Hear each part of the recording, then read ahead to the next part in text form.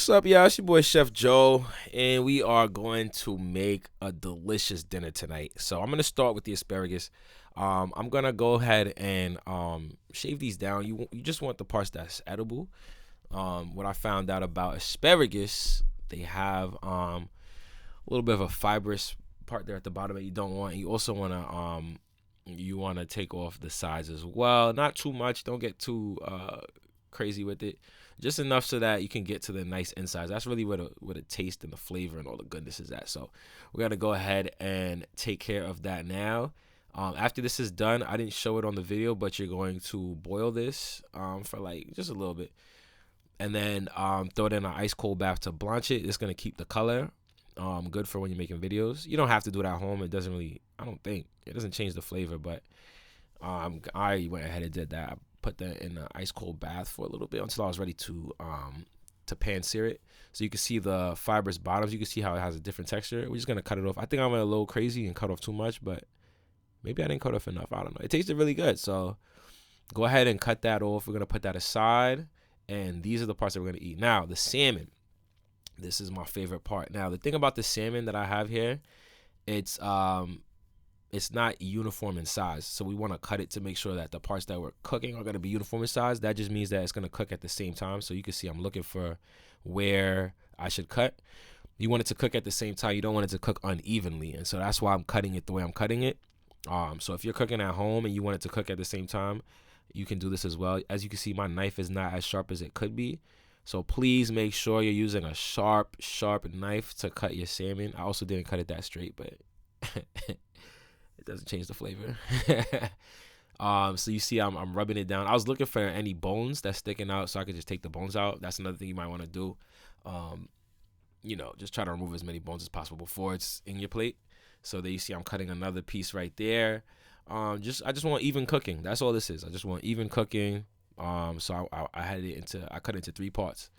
So now I'm just cutting some holes in the top. This is nothing that has nothing to do with flavor. This is just for style points.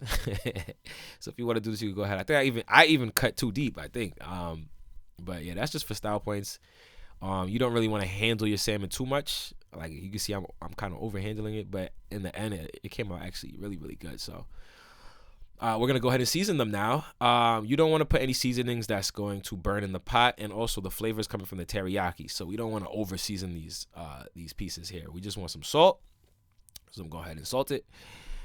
Make sure you salt every part. Don't overdo the salt. Don't OD with it. Just enough. Enough. You don't even have to use table salt. You can use kosher salt, but I use table salt for this. And then we're gonna go ahead and use some smoked paprika. I love smoked paprika on my salmon. I use it in almost every salmon recipe that I do. Well, let me not say every, but I use it in a fair amount of salmon recipes. Go ahead and put that everywhere. Let's go. Every inch. I'm talking about left, right, up, down, middle, center, everywhere. Like make sure everywhere gets some. So after I did this, I made sure I looked back at it and I put some more. See, as you can see, I have my garlic already cut up, my butter's already ready, my lemon is already on the side. So I mean, things are prepped and ready to go before I'm even ready for them to be used yet. But now we're gonna set the stove on medium high. We're just gonna get our asparagus and we're gonna lightly pan sear it real quick. So go ahead and set your pot to medium high heat. We're gonna put some oil in there, not too much, just a little bit of oil.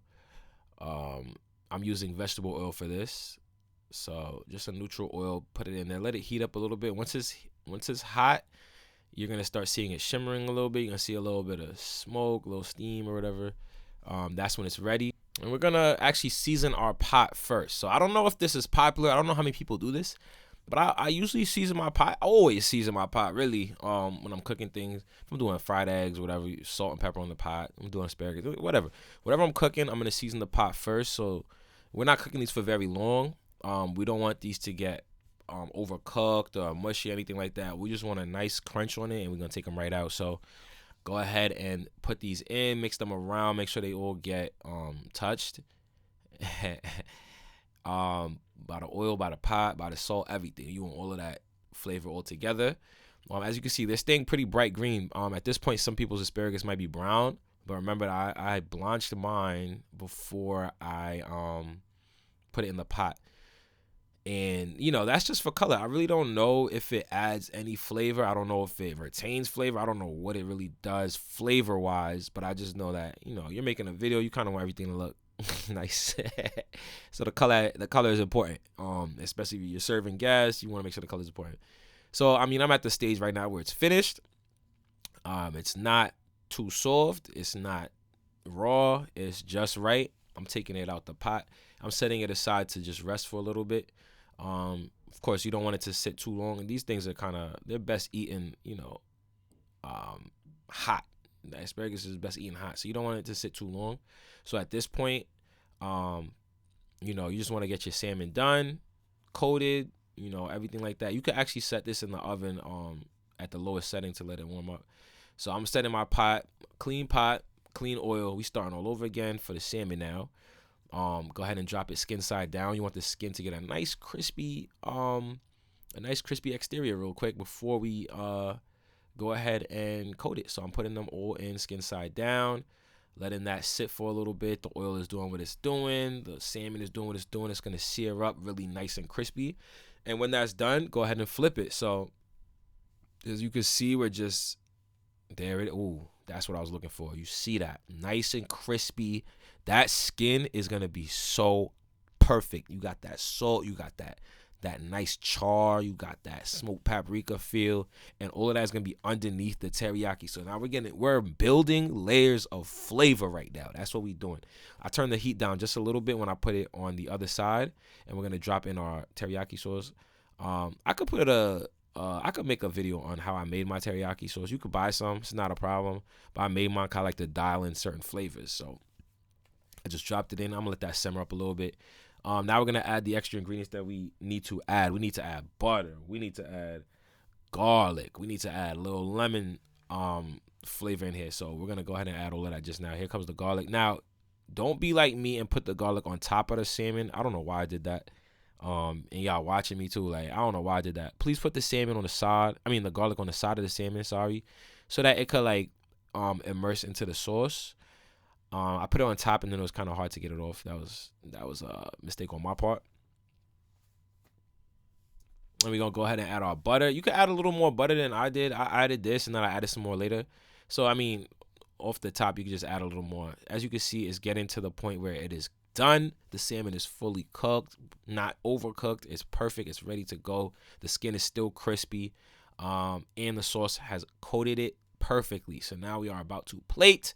This is where it gets interesting. I made a cilantro rice on the side, so I'm going to go ahead and add my cilantro rice to this little ring thing here because I want a certain shape for my rice. You see that the rice is really hot. You can see the steam. That's perfect. You want to serve food that is still it's still hot. You don't want to serve cold food. You feel me? So I'm gonna go ahead and set that up. The rice is getting set. I have a little pusher thing here. This was a really interesting thing. I found this on Amazon. If y'all want the link, I could get y'all the link for that. And there you go. The rice is perfect. Now we're gonna start with the asparagus and we're gonna line them up. Okay. Yeah, this is just a little plating thing I'm doing here. I didn't really know. I kind of drew it out, so I kind of knew what I was looking for, plating wise. But it's always different in practice. So as you can see, I took a little piece off there. It was too long, longer than I wanted it to be. So I'm putting all the asparagus heads on. I'm leaving the bottoms. I'm gonna chomp on those. You feel me? There we go with the salmon. We're gonna lay that right on top. Now it's looking pretty good. I like what I'm seeing here, and I'm gonna critique my own plating. So don't worry. That is a I think that's basil. That's my basil leaf. We're just adding that there for a little brightness. That basil flavor is a little bright. Okay, so I mean, honestly, could have put one basil leaf and called it a day.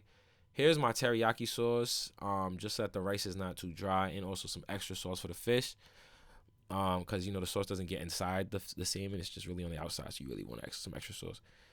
I could have did better with the sauce. I think I could have. I could have even made a puree. I could have made a puree to go with this, but I used the teriyaki sauce, and it was a little bit runny.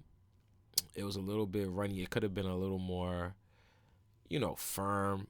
There's ways to firm up a sauce, You could add cornstarch. You could add a little flour. Other things you could add too that won't necessarily change the flavor. As you can see, I was experimenting with this spoon. I didn't really do the best job, but trust me, it is still delicious. Oh my goodness, we are almost done with the plating. I'm going to add just a couple more things here. I mean, oh, also while the salmon was in the pot, I did add some lemon juice to it. Just gonna add some almonds, and I got this from a restaurant I went to in Manhattan. I don't remember the name of it though, and I ordered the salmon, and the salmon came with like almonds on it, and I was like, "What?" I was so skeptical. However, I've got to say, tasting it changed my life because the almonds give you that crunch. They don't change the flavor of anything. Actually, they complement the salmon really well. And this is my teriyaki salmon, asparagus, cilantro rice. This is how I plated it. This is how I made it, and you can make it on your own. I want to see what you guys come up with. Let me know how it comes out. Let me know how you like this recipe. Let me know what I could change, what I could add. Hit the like and subscribe button. I'm going to see y'all in the next video.